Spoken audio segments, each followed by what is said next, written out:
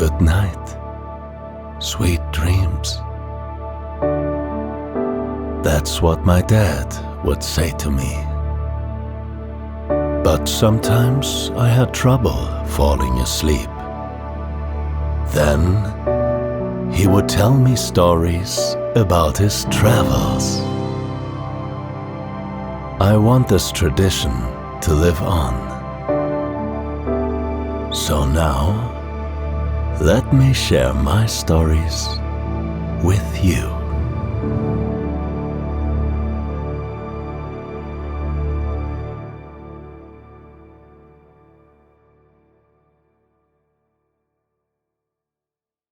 For the last time on this journey, I unpack my enormous backpack. Shorts, linen shirts, swimwear, towels, sunscreen, mosquito spray applied generously and repeatedly, and travel reading that has traveled more than it has been read. I spread all my belongings carefully across the floor of the small, cozy bamboo hut. I have done this throughout my entire trip, because nothing unsettles me more than rummaging endlessly through a backpack whose interior seems to reorganize itself overnight. Once everything is unpacked and visible, I usually feel at home. Though today, this ritual would have hardly been necessary. This picturesque beach hut won me over instantly. Airy and filled with light, it rises on wooden stilts from the rocky ground. Behind it, steep limestone mountains covered in lush vegetation tower in the sky. In front of the terrace stretch the powder-white sandy beach and the turquoise sea. Ha Long Bay, the Bay of the Descending Dragon. I sit comfortably on the wooden terrace in a gently creaking wicker chair, the kind that seems to comment softly on every movement, and enjoy the final evening of my journey. 4 weeks in Vietnam. Just my backpack and me. Over time, it has almost become a companion. A sometimes heavy companion, but a loyal one. It has endured heat, humidity, rainstorms, and bus rides that occasionally felt like an act of faith. A light breeze drifts in from the sea, carrying the tropical scent of salt and warm stone. The dried palm fronds that cover the roof rustle softly above me. I rest my bare feet on the smooth bamboo railing and lean back. Life is a feeling of wonder in moments like this. The deep green water laps gently against the shore. Sharp rocks made from dissolving limestone rise from the sea like immense stone sentinels.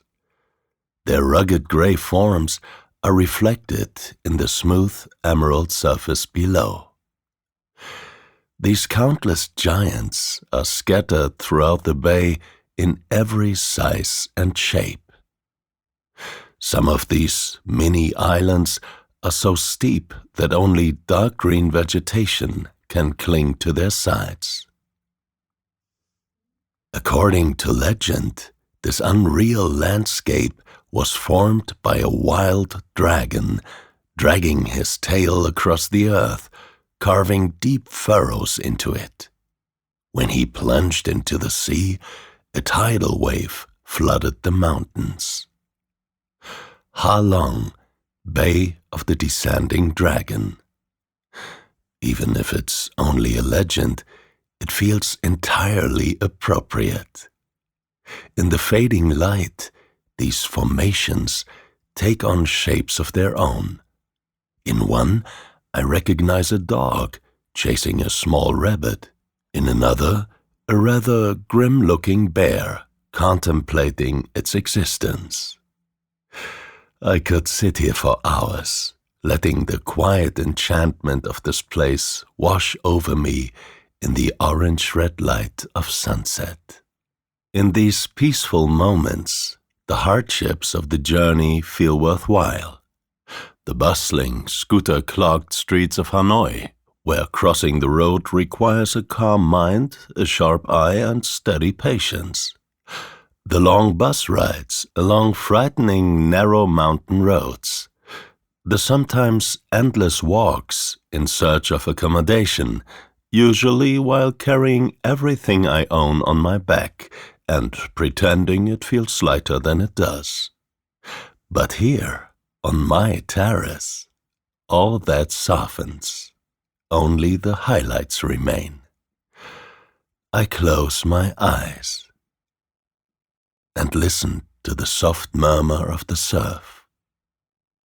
I revel in the most beautiful experiences to preserve them deep within me. Slowly, the memories return. I'm once again on a small, muddy hiking path in the Sa Pa mountain region in northern Vietnam, almost at the border with China. To the right and left rise hills wrapped in systematically laid-out rice terraces. They wind around the mountains in sweeping geometric lines, forming shapes that seem too precise to be natural, but just enough to be beautiful. During the rainy season, they are flooded. Water is channeled carefully across the terraces through an ancient and ingenious irrigation system. Wet rice cultivation here stretches back centuries.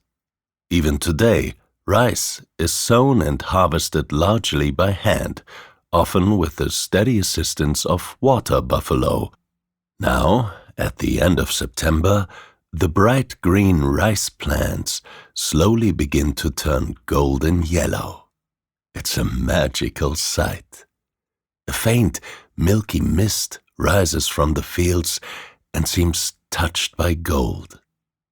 Everything steams and glows in shifting shades of green: jade green, emerald green, and sea green. But it's not only the green that stays with me. An, our Vietnamese guide, bends down and pulls another plant from the earth as we walk. She asks us to rub it between our hands with a little water. Soon, our fingers take on a deep bluish color. Indigo. Fascinated, I examine my stained hands. So this is where the deep blue pigment for oil paint comes from. I once used it in Cornwall to capture the color of the sea in my art class. After 15 minutes, my hands are deep blue, almost midnight black. Laughing, Anne tells us the color may last up to 5 days. The English couple in our group is horrified, but I am delighted by the traces this day leaves behind. I feel I've been officially initiated into something. Even now, a week later, sitting here in Ha Long Bay, there is still a faint bluish film visible on my skin. I hope the images of that hike remain far longer than the color on my hands. And while the sun sinks into the sea over Ha Long Bay like an orange-red lantern, I'm already overtaken by the next images. The countless yellow silk lanterns that make the alleyways of Hoi An's old town glow. Hoi An, the small harbor town in central Vietnam, is one of the few cities that remained largely untouched during the war. Magnificent houses from the French colonial era stand beside old Chinese merchant homes and remnants of Japanese architecture, such as the city's most famous landmark, an old, covered, richly decorated wooden bridge that spans a canal in an elegant arch. All this beauty, however, comes at a price. The town is filled with tourists. They move slowly through the narrow streets, past countless shops, bars, and cafes. At times, the flow resembles a very polite migration. And yet, somehow the crowds do not entirely diminish the town's charm. There's a gentleness here, a softness. During the 5 days I spent in Hoi An, I developed small routines to avoid the largest concentrations of visitors. I wake early and cycle from my accommodation toward the town center, past rice fields shimmering in the morning light and beaches lined with coconut palms. At certain hours, motorbikes are prohibited in the old town.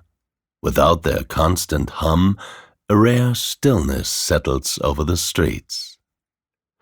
I wander slowly. A tub with a gracefully twisted bonsai tree stands on a wooden railing in front of a lemon-yellow house facade. Behind it, a moss-green wooden door. Nearby, a frangipani tree is heavy with blossoms. Plants grow everywhere in the city. They sprout from every nook and cranny and seem almost equal in presence to the houses themselves. Dense greenery winds over crooked tin roofs and forms canopies of leaves beneath whose shade one can enjoy an ice-cold Vietnamese coffee, which is strong enough to revive a man from even the most determined jet lag. Bamboo groves rise between low houses. Jasmine spreads its sweet fragrance in surprising places. Fig trees arch over narrow streets in leafy arcades. Later, one can also observe the bustle in the streets, the countless tailors offering their services, the narrow little shops, the many cyclists wearing the typical Vietnamese conical hats. I find fragrant street kitchens where I enjoy more than one delicious bowl of pho soup. It's a colorful town, but at night the colors truly come alive. Blue, yellow, and red silk lanterns illuminate the streets. Tourists set countless candlelit paper boats afloat on the canals, turning the water into a sea of light. I, too, cannot resist. I send one out with a quiet, internal wish and watch it drift with the others heading downstream.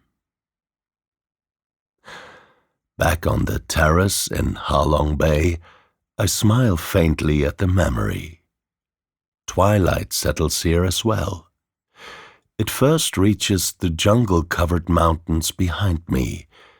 The sea remains still, reflecting for a little while longer the pale pink streak in the sky. But my journey in memory is not yet complete. More images press forward, and instead of standing beneath the white dome of the evening sky, suddenly I find myself beneath a very different dome. Deep in the jungle of central Vietnam, near the border with Laos, lies Phong Nha Bang National Park. To reach its caves, one must undertake a long march through dense rainforest. Accompanied by the cries of tropical birds, we hike through steamy, humid greenery, across rushing streams, and through thick undergrowth. If one is lucky, one might encounter a giant muntjac, a species of deer that lives only in these forests. New species are still being discovered here, which feels entirely plausible in a place that seems determined to keep its secrets. Even Son Doong Cave, currently the largest cave in the world, was discovered only about 20 years ago, despite its immense dimensions. Only a limited number of tickets are available to visit the cave. I'm not sure how I managed to obtain one. Sometimes I probably have more luck than sense. The entrance is narrow and steep. One must rope down a slippery rock face to enter. As I begin to descend with my backpack, I briefly question several of my life choices. But once inside, an overwhelming sight unfolds. To call this enormous space a hall would be an understatement. It feels like entering a foreign city beneath the earth.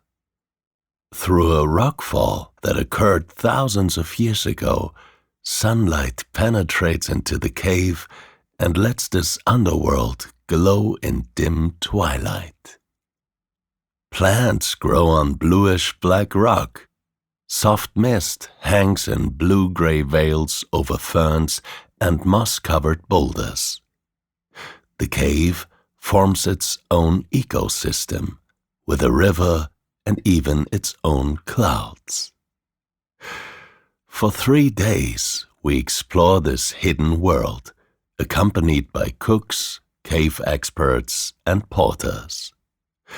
The constant humidity and sometimes strenuous climbs are demanding, but we are richly rewarded. Our headlamps create gemstone green reflections on underground lakes. Stalactites hang from the dome-like ceiling in strange formations. Stalagmites rise like towering figures, some up to 80 meters high, mirrored in shallow pools. Our footsteps echo quietly through the seemingly endless cave system.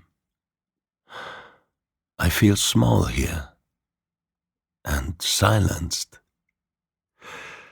as if standing inside a cathedral, shaped not by human hands, but by ancient, mysterious forces. It is an extraterrestrial moonscape, an underground magical kingdom, a bizarre natural monument. Large and luminous, it hovers above the dark rocks and now pale blue water. A silver path stretches across the sea. Behind me, the jungle sounds continue. A night bird calls. Leaves rustle softly, and I hear the soft hum of insects. My eyelids grow heavy. I rise and step back into the hut. Tomorrow, I will shoulder my backpack for the last time and board a plane home. But I will carry these impressions with me, even after putting my backpack away. The bay of the descending dragon, with its jagged, overgrown rocks. The golden-green rice terraces of Sapa. The city of 1,000 lanterns, Hoi An, with its lights, canals, and yellow houses. And the vast underground world of Son Doong Cave, with its shimmering, diffuse light. As I lie in bed, The fantastic shapes of stalactites in my mind slowly soften. They blur. They dissolve into dream figures. And gently, quietly, they guide me into a soft, warm sleep.